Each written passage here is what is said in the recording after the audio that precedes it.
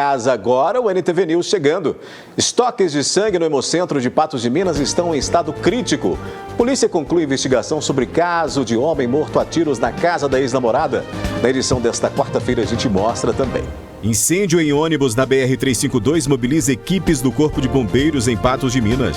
Ocorrências de embriaguez ao volante continuam liderando estatísticas nas estradas da região. Com orçamento apertado, aumento em planos de saúde preocupa usuários. O que são os pensamentos intrusivos e como tratar esse transtorno bastante comum? Polícia conclui investigação sobre caso de homem morto a tiros na casa da ex-namorada. O encerramento da festa de Santo Antônio em Patos de Minas. Mãe pede ajuda para internar filho usuário de drogas. Idosa volta a reclamar de valor de conta de água e pede ajuda. Morador do bairro. Esses e outros destaques agora no NTV News, que já está no ar.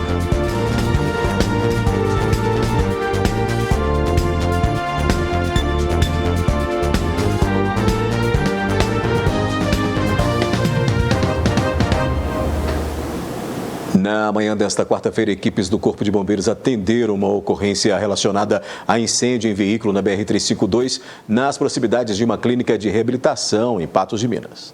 O vigilante da clínica percebeu a fumaça pela manhã e tentou conter as chamas. Como o fogo aumentou, o homem acionou o Corpo de Bombeiros.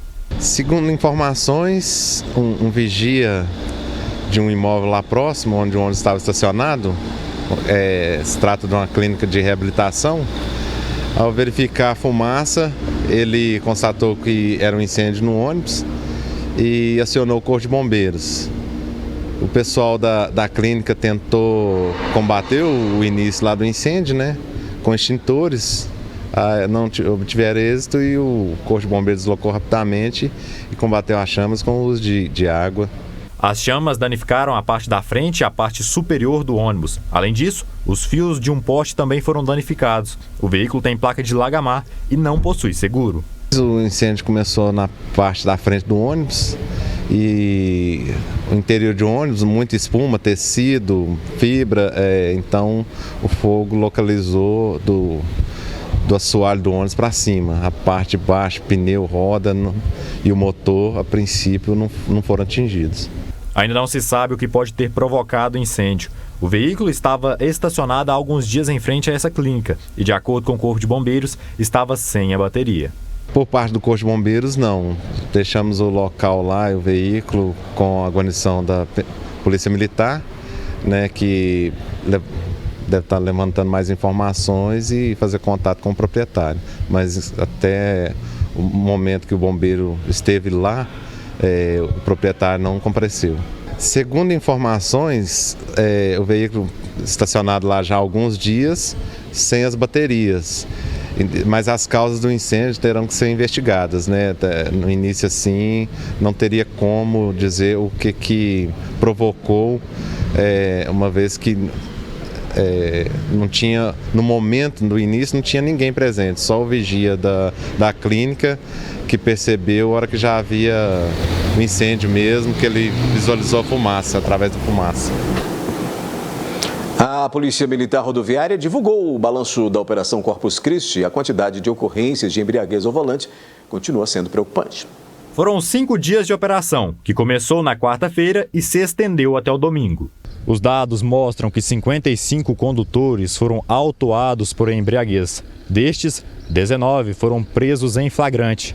Uma arma de fogo foi apreendida, um foragido da justiça foi preso, um veículo que foi furtado em Uberlândia foi recuperado e 6 pessoas foram presas por portar drogas para uso pessoal. Foram registrados 5 acidentes, 2 com pessoas feridas e 3 com pessoas sem ferimentos.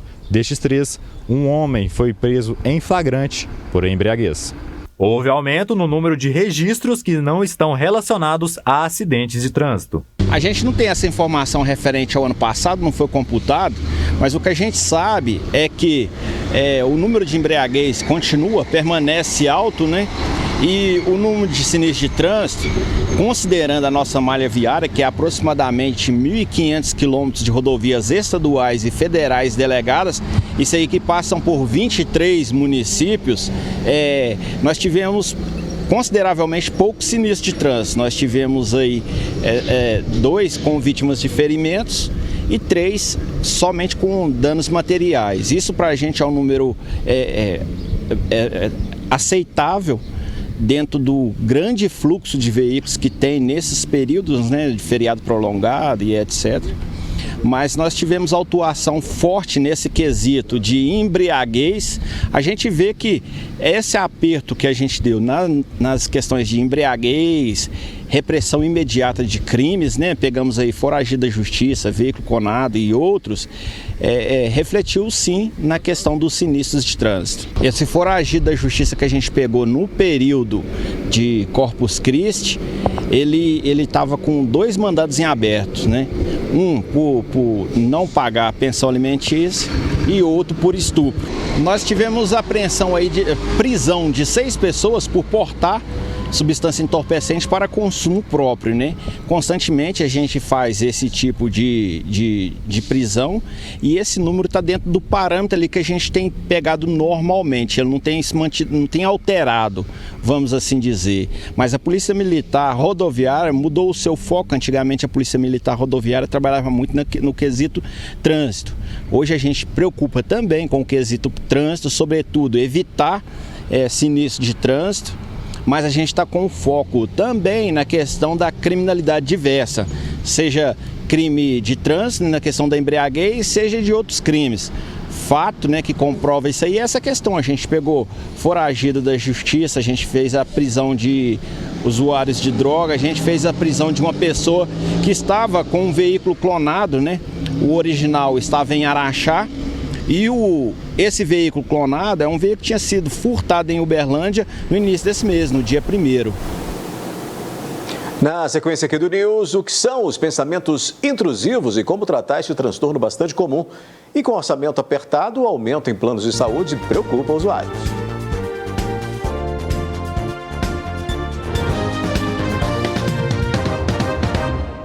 A autorização para que os planos de saúde reajustem as mensalidades em quase 10% em planos individuais e familiares está preocupando os usuários. O reajuste autorizado é bem maior que a inflação e o consumidor deve ficar atento para se precaver de possíveis abusos. O reajuste dos planos de saúde deixou José Luiz preocupado. Mesmo aposentado, continua trabalhando para ajudar a família. Com o aumento, vai precisar adaptar a rotina. Logicamente impacta nos meus outros compromissos, né? Com a alimentação, luz, água, telefone, gasolina do automóvel, vestuário para mim e para minha esposa. Tenho 2 netas que moram comigo, né? E mais a minha filha também que mora comigo. Então é complicado, mas a gente vai levando, por isso que até estou trabalhando até agora, aos 77 anos. E José Luiz tem motivos. A ANS, a Agência Nacional de Saúde Suplementar, autorizou o reajuste de até 9,63% em planos de saúde individuais e familiares, percentual que equivale a mais que o dobro da inflação acumulada nos últimos 12 meses. Apesar de parecer elevado para o nível do consumidor, é importante a gente lembrar que ele é inferior à variação do custo médico hospitalar e ficou aquém também das nossas estimativas, que estavam entre 10% e 12%. O método teve avanços importantes nos últimos anos. Ele é replicável, ele é transparente, ele utiliza uma base de dados auditada, mas ele não prevê uma recomposição completa dos custos médicos hospitalares. O percentual é válido para o período entre maio de 2023 e abril de 2024. O aumento poderá ser aplicado pela operadora no mês da contratação do plano. Se for em maio, junho e julho, a agência autorizou ainda a cobrança retroativa desses meses, um fato que tem aumentado as reclamações no Instituto Brasileiro de Defesa do Consumidor. Segundo a instituição, os planos de saúde já lideram no ranking de queixas dos consumidores. Ano passado, as principais reclamações dos consumidores que procuraram o IDEC foram dúvidas sobre contratos, reclamações sobre falta de informações e mudança na rede credenciada e também reajustes. De maneira geral, as principais dúvidas se referem aos reajustes dos contratos coletivos ou quando o consumidor recebe 2 tipos de reajuste, o reajuste anual e o reajuste por mudança de faixa etária. E aí os reajustes incidem de uma vez só, e aí tem uma mudança significativa no valor da mensalidade. O IDEC traz algumas dicas para quem não sabe como adequar a renda aos novos valores dos planos de saúde. Reforça que é importante também ficar atento a atitudes abusivas cometidas pelas operadoras. O consumidor notar que aquele aumento realmente não faz sentido, ele pode buscar a ajuda de um órgão de defesa do consumidor ou, em último caso, levar o seu problema ao conhecimento da justiça e discutir isso numa ação judicial. Até porque não está fácil para ninguém, né? Você sabe o que são os pensamentos intrusivos? Se não, então fique atento à reportagem a seguir. Pensamentos intrusivos são pensamentos que aparecem de modo espontâneo, sem ser de forma consciente e aparentam ser difíceis de afastar da mente. Geralmente são pensamentos de autossabotagem que deixam as pessoas em situação de desconforto. Todas as pessoas podem se sentir perturbadas por linhas de pensamento em qualquer momento da vida. Só que o excesso é que precisa ser observado. O adoecimento ele é medido pelo que é excessivo, exagerado. Eu posso me sentir triste? Posso, mas se eu estou me sentindo triste demais, eu preciso observar. Eu estou ansioso, tem pensamentos me perturbando constantemente? Sim, mas é só uma fase, é transitório, foi só durante uma noite, foi durante uma semana, ou já tem meses, já começa a me prejudicar profissionalmente, começa a me prejudicar nas minhas relações, quando eu vou sair no meu social. Então, esse seria o limiar, mas o mais recomendado é que haja sempre a possibilidade de um profissional para auxiliar a pessoa a entender o que poderia ser levado para uma linha de tratamento, se medicamentoso ou não, se psicoterapia ou não. Então esse aí é o leque de opções que a gente tem diante disso que aparece e que foge da normalidade por estar indo para extremos. Esse pensamento é comum na vida dos brasileiros. Tem algumas pessoas que têm e que eu acho que a gente tem que procurar administrar as coisas boas e ruins da vida, sabe? Porque ninguém tem só coisa boa. Ninguém tem só coisa boa. Então tem os momentos bons e os momentos que não são bons. E a gente tem que procurar ter aceitação, acreditar em Deus, que Deus ajuda a gente a resolver. É o que eu mais peço a Deus, para me dar muita sabedoria, para enfrentar principalmente as coisas que não me agradam. Então eu acho que isso ajuda a gente a caminhar para frente. Olha, eu procuro não ter, né? Mas eu acredito que faz parte do ser humano, né? De vez em quando bater aí, né, um pensamento negativo, mas eu acredito que a atividade física, para mim, é uma válvula de escape para que esses pensamentos não sejam intercorrentes. Eu pratico exercício físico todos os dias, né, que é uma forma da gente manter aí o pensamento em dia, saudável, né, e ocupar também o tempo de uma forma de qualidade. Como falou, né, a gente tenta de procurar fazer algo bom na vida, né? Quando você ocupa mais com coisas boas, eu acredito que vai diminuir os nossos pensamentos ruins, né? No caso em que esses pensamentos afetam descontroladamente a vida da pessoa, saiba que existe tratamento. É sempre bom que a pessoa compreenda que, se caso o que está acontecendo na vida dela está relacionado já ao médico, ao psiquiatra, a medicação, já faz necessário ela se atentar para a necessidade de buscar outras fontes de bem-estar. Tanto quem não sofre tanto com isso, é bom que busque essas fontes de bem-estar, quanto pessoas que estão em tratamento também. Uma atividade física, boas relações, boas rotinas, um sono de qualidade, porque são fatores que não são medicamentos propriamente ditos, mas que são mais que auxiliares para que haja uma harmonia da saúde mental de forma geral. Depois do intervalo, aqui no News, o encerramento da festa de Santo Antônio tem a previsão do tempo para este meio de semana. E estoques de sangue no Hemocentro de Patos de Minas estão em estado crítico.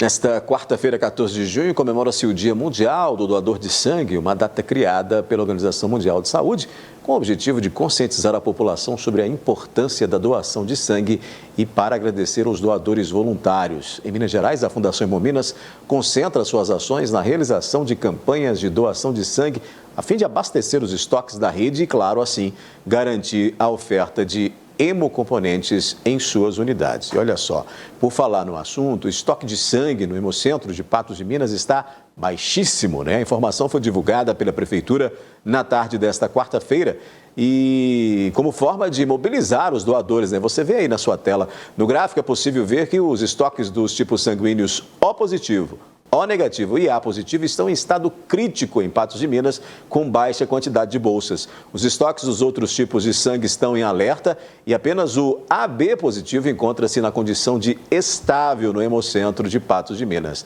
Ainda conforme o comunicado publicado pelo município, o Hospital Regional, a Santa Casa e hospitais privados têm um consumo enorme, porque atendem os 33 municípios da macro-região de saúde. É muita coisa, né? Por isso a importância de se manter a regularidade das doações para garantir, então, a realização das cirurgias de emergência, dentre tantos outros procedimentos médicos que dependem desses hemocomponentes. Olha, após 2 semanas de festejos em louvor a Santo Antônio, nós acompanhamos a última noite das barraquinhas, que foram encerradas com um grande público. Após a missa e procissão em honra a Santo Antônio, a Avenida Getúlio Vargas recebeu pela última vez este ano o público que foi prestigiar as barraquinhas. Depois de quase 2 semanas de atividades, o evento foi encerrado com chave de ouro e uma grande quantidade de pessoas. Nós ficamos bastante satisfeitos com o movimento, não só pelo movimento da parte financeira, mas pela participação da comunidade, né, na nossa festa, que é uma festa tradicional, a festa de Santo Antônio. Então foi bastante proveitosa e supriu em muito as nossas expectativas. As pessoas realmente elas já abraçaram, né, como uma festa tradicional, uma festa de fé, mas também é uma festa cultural e de encontro. É um espaço onde as pessoas encontram amigos, encontram colegas, pessoas que não se viam há muito tempo, se reúnem aqui. E não só da catedral.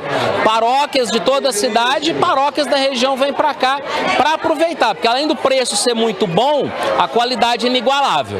Além de correio elegante, música boa e muitos pratos deliciosos que estavam sendo vendidos, as pessoas também puderam se divertir no bingo, que trouxe por mais um dia vários prêmios para os jogadores. O pessoal ama jogar bingo, apela quem não ganha, ou seja, a maioria, mas é do jogo. E lembrando que tudo isso que nós fazemos aqui, todos esses trabalhos, eles são de fato doados, ninguém ganha nada para isso. E assim, quanto à saída, é muito complicado falar, porque cada barraquinha defende a sua, né? Mas como eu tô no pastel, o que mais sai é o pastel, sem dúvida. A participação da comunidade foi muito importante para a paróquia, visto que todo o dinheiro arrecadado foi destinado à igreja. Os recursos arrecadados, eles destinam à obra da própria paróquia, a paróquia matriz de Santo Antônio. Né? Então, no momento, a gente está mais focado na reforma da igreja, mas os recursos se destinam aos pagamentos normais do dia a dia, porque tem folha de pagamento e várias outras despesas que a paróquia tem e que utiliza parte desse dinheiro para o pagamento. Embora as barraquinhas tenham acabado de chegar ao fim, os planejamentos para o evento do ano que vem já estão a todo vapor. Esse ano a gente já fez uma modificação na estrutura da nossa festa, ampliamos bastante o número de barracas, o número de tendas também para atender a população. O espaço ficou bem maior do que foi nos anos anteriores. A gente conseguiu patrocínios para que fizesse uma iluminação, para que ficasse bem bonito a praça. E a gente está assim com alguns projetos para o ano que vem. No nosso caso aqui a gente depende da mão de obra que é voluntária. Então a gente tendo a mão de obra voluntária, a gente está com expectativa de fazer uma festa mais bonita ainda para o próximo ano. Bacana, né? Ótima festa. Agora vamos saber como é que fica o tempo em Patos de Minas e região. Previsão do tempo. A meteorologia prevê possibilidade de chuva isolada para quinta-feira no Alto Paranaíba e Noroeste. As temperaturas não devem sofrer mudanças significativas e a umidade relativa do ar registra 40%. Em Patos de Minas, variação entre mínima de 16 e máxima de 28 graus. Em São Gonçalo do Abaeté, de 16 a 30. Em Carmo do Paranaíba, variam de 15 a 28 graus. Em Lagamar, de 17 a 29. E em Monte Carmelo, mínima de 18 e máxima de 29 graus nesta quinta-feira.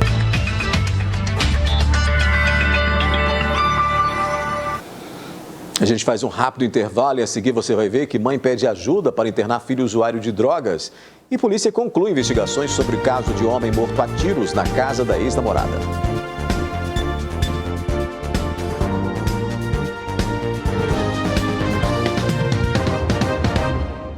A Polícia Civil concluiu o inquérito das investigações que apuraram o caso de um homem de 26 anos morto a tiros na casa da ex-namorada no bairro Nossa Senhora de Fátima, em Patos de Minas. No dia 26 de setembro de 2021, Alan da Silva Gomes foi morto nesta casa, na rua Gerôncio Gonçalves, bairro Nossa Senhora de Fátima. Alan foi de carro até a casa da ex-companheira. Porém, poucos minutos depois, um homem chegou de bicicleta no local. Com o rosto coberto, pediu para entrar e atirou contra a vítima. Logo após, ele fugiu. Nós recebemos informação de que havia ocorrido os disparos de arma de fogo aqui no endereço do fato. A viatura deslocou, constatou realmente que havia uma pessoa alvejada, um jovem. Acionamos aí os esforços para tentativa de localizar os autores, porque haviam algumas informações de características desse autor, como a roupa, e ele estaria em uma bicicleta. Iniciamos as diligências, o SAMU compareceu, realmente constatou o óbito do jovem e então foi acionada aí a perícia e a Polícia Civil para fazer os trabalhos. Alan foi alvejado por pelo menos 6 disparos de arma de fogo. Não foram localizados em princípio estojos, Então não se é possível ainda determinar o calibre da arma nem quantos disparos ocorreu. A perícia fez os trabalhos dela e somente esse laudo aí que vai ser capaz de determinar tanto o calibre da arma quanto a quantidade de disparos. Quase 2 anos depois do crime, um homem foi indiciado. Ele tem 22 anos de idade. Bem, um inquérito muito complexo, que nós tínhamos aí algumas câmeras de segurança no local, testemunhas, e a Polícia Civil vem aí, como sempre, fazendo um trabalho de excelência, juntamente com a sociedade que passa as informações, com informações repassadas também pela Polícia Militar, o pessoal também do presídio, que nos ajuda na questão de termos lá a possibilidade também de colher depoimentos naquele local. Isso tudo aí foi importante para a conclusão desses indícios que apontam para esse indivíduo como sendo o autor desse crime bárbaro, onde o rapaz, o autor, entra na casa onde estava a vítima, chega lá e efetua diversos disparos. Segundo as testemunhas, a vítima ainda pede encarecidamente que ele não continue a disparar, e ele continua os disparos de forma muito fria, e após isso ele sai de bicicleta e foge do local. A Polícia Civil desenvolveu um trabalho com muita cooperação, como eu falei, mas com muito cuidado, chegando-se então a essa autoria definida por diversos fatores testemunhais, documentais, que reforçam os indícios de que esse indivíduo foi realmente o suspeito de ter efetuado esses disparos e de ter matado essa vítima. A motivação para o crime seria uma discussão que autor e vítima tiveram há vários anos. Há alguns anos, autor e vítima tiveram uma discussão em que a vítima teria brigado com o autor e, por conta disso, esse autor ficou com esse rancor em seu coração e veio num momento que achou oportuno ir nessa residência onde se encontrava a vítima e efetuar esse disparo, tirando a vítima por um motivo fútil, torpe, completamente fora de qualquer realidade normal do ser humano. Uma coisa que não tinha qualquer tipo de situação a mais, uma discussão onde um tacou pedra no outro, coisas muito antigas que vieram reviradas por esse autor e que efetuou esses disparos contra a vítima, matando-a. O homem já foi preso. Ele também é indiciado por outro homicídio, este que completa 1 ano neste dia 15 de junho. Este outro indiciamento é devido à morte de Christian Felipe Lopes Araújo, conhecido como Lacoste, de 20 anos. Ele foi morto nesta casa, na Rua 12, no bairro Quebec. Lacoste foi alvejado na cabeça, no rosto, no braço, no tórax e na lombar. O suspeito foi preso na Operação Covardes 3, fase Amigo da Onça. Esse indivíduo, esse autor, esse suspeito, já se encontra preso por conta de um outro crime que aconteceu, um crime também muito grave, onde, segundo os indícios, esse indivíduo entrou com mais outras pessoas e efetuou disparos de arma de fogo contra uma vítima também que se encontrava nessa residência. E esse autor, ele tem mais um inquérito em andamento, já em fase final, em que também teria, juntamente com outra pessoa, efetuado disparos de arma de fogo em um bar próximo aqui da cidade. Então, assim, todo esse arcabouço, ainda com as testemunhas que foram vidas, com os documentos que foram juntados, leva mais ainda à conclusão de que, nesse caso específico que nós estamos tratando, foi ele, sim, o autor do delito, segundo, como eu sempre falo, segundo os indícios. A gente mostra agora o apelo desesperado de uma mãe que tenta vários meses a internação do filho, que é usuário de drogas. Está a dona Ivanilda. Ela tem 72 anos de idade. O filho tem 35 anos. Há aproximadamente mais de 15 anos, dona Ivanilda, a senhora acabou descobrindo que o filho era usuário de drogas? Era. Quando eu descobri, ele já era usuário. Como que a senhora descobriu? Ele me contou depois de muito tempo. Na hora que ele contou para a senhora, o que passou na cabeça? Passa muita coisa, né? A gente saber que tá perdendo um filho para as drogas, saber que isso não é boa coisa, né? Que já aconteceu com ele tanta coisa por conta disso. O que já aconteceu com ele, por exemplo? Eles já atiraram nele.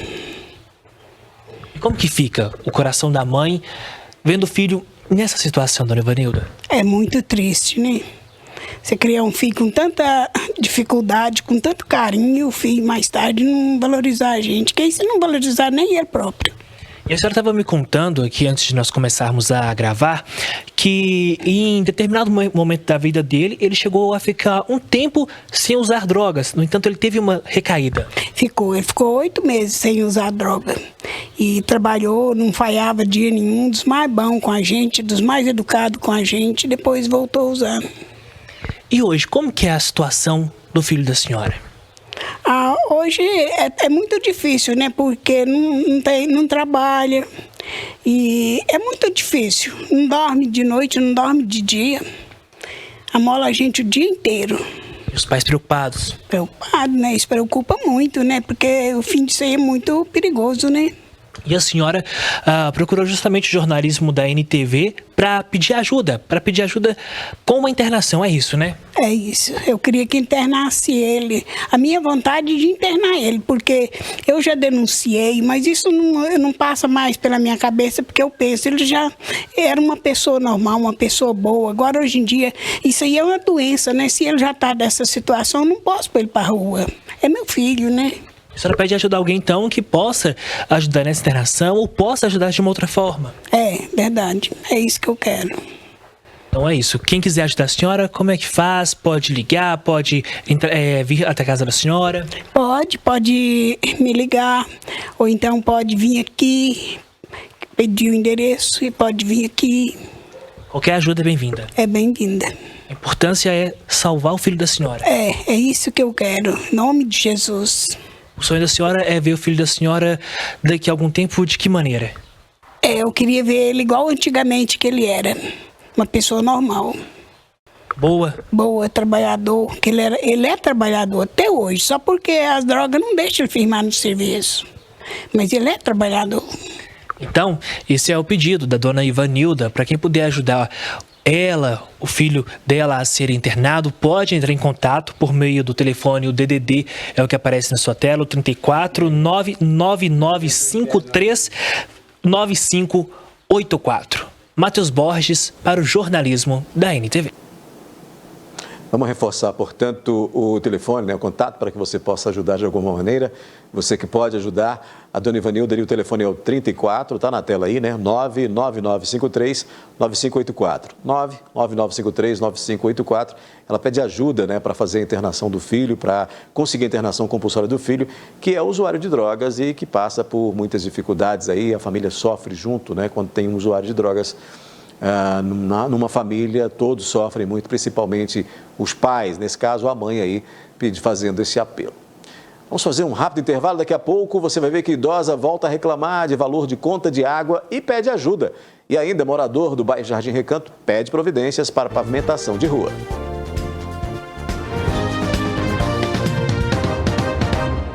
Nós já mostramos aqui a reclamação da dona Odília, pedindo esclarecimento sobre o valor de sua conta de água. Sem conseguir resolver a situação, a moradora procurou novamente o jornalismo da NTV e pede ajuda.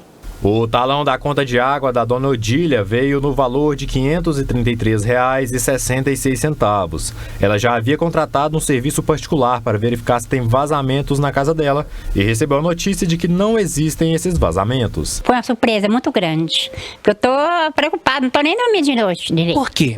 Por causa do preço, né? Porque não dá, meu salário não dá pra tudo quanto há, não. Eu pensei, uai, deixa eu ver, eu não dou quando viver, uai. O pedreiro que olhou, não tem nada, olhou no relógio lá, não tem nada.